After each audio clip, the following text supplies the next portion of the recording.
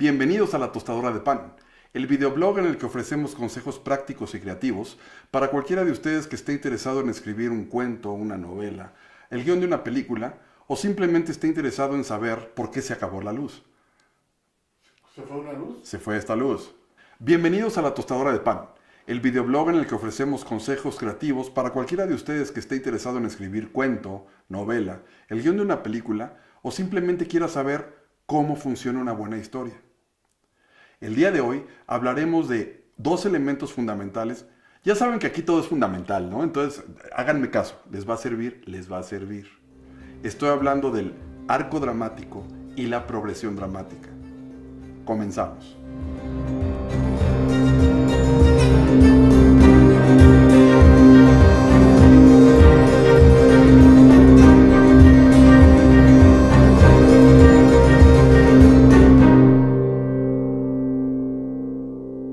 En cápsulas anteriores hablamos de la importancia del conflicto y de cómo éste sirve para que el personaje evolucione dentro de su historia.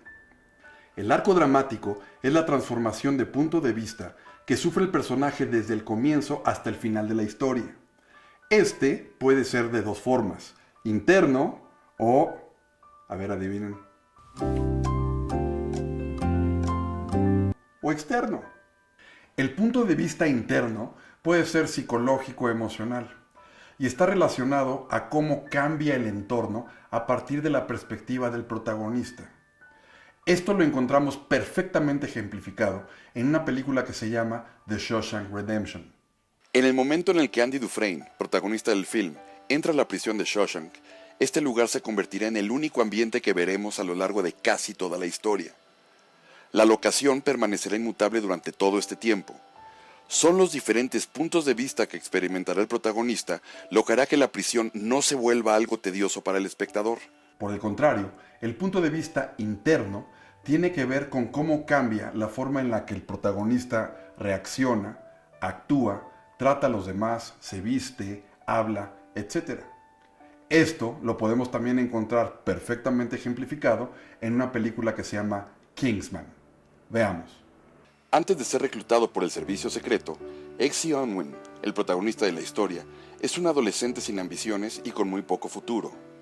Sin embargo, una vez que el agente Galahad decide entrenarlo, las distintas circunstancias operan un cambio en Exie, el cual se refleja de manera externa. Este arco puede darse de manera positiva, que es cuando el protagonista termina en una situación mucho mejor que como se encontraba antes. Un muy buen ejemplo de esto lo encontramos en una película llamada It's a Wonderful Life. Cuando el arco dramático se da de manera negativa, es porque el protagonista terminó al final de la historia en una situación peor que como comenzó. Esto está muy bien ejemplificado en una película de Fellini llamada La Estrada. Y por último, cuando el arco se da de manera neutra, quiere decir que aunque sí hubo aprendizaje, el protagonista terminó con un punto de vista casi igual al que tuvo al inicio de la historia. Esto lo podemos encontrar en películas como James Bond. Cualquiera. Ahora, no importa cómo se dé ese arco, el protagonista siempre tiene que evolucionar. Sin importar cómo se describe ese arco, siempre tiene que haber aprendizaje. Y un consejo que les va a servir al momento de diseñar ese arco dramático es el siguiente: no hay aprendizaje sin dolor. Eso es drama. A diferencia del arco dramático que se da en el personaje, la progresión dramática se da en la historia. Y esta nos tiene que dar a los espectadores, a los lectores, una sensación de avance y cohesión. Una historia se vuelve dinámica y sumamente interesante cuando logramos relacionar el arco dramático del personaje con la progresión dramática de la historia. Esto quiere decir que conforme el personaje evoluciona a lo largo de la trama, la historia se vuelve más ágil.